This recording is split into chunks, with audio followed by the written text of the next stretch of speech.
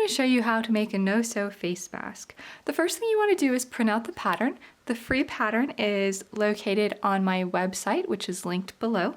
You want to make sure you print it at actual size and make sure that it's not scaled so that you get the correct size of the pattern. Go ahead and cut your pattern out on the lines.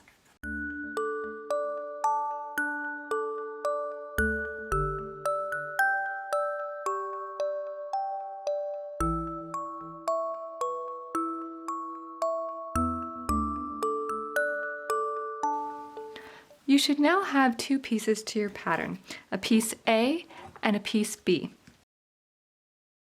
And tape piece B to piece A at the dotted line.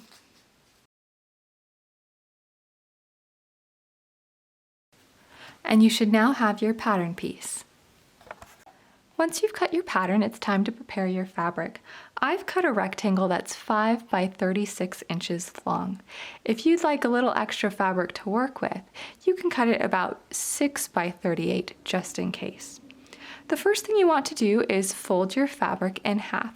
So I've placed my fabric right sides together and I've folded it in half. So here's my fold. So I'm going to take my pattern and I'm going to place it on top of my fabric. And then I'm going to trace the pattern onto my fabric. I'm going to be using a Sharpie today so that you can see it, but you may want to use a more fabric-friendly marking tool.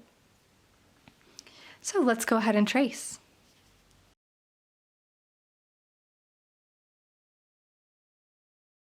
I've traced my pattern onto the fabric, and now it's time to cut it out.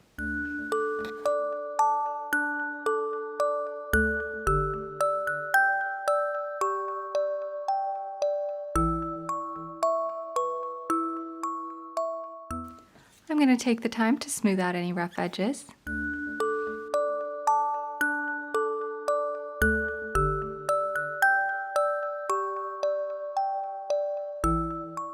This part up here is the top, which goes over the nose and over the ears, and then this will be the chin and down below.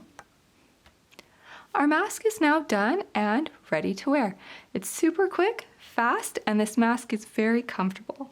Fleece fabric is really nice because it doesn't fray, and because this pattern goes so quick, it's real easy to make multiple masks if you want extras just in case, or if you just want different colors and prints.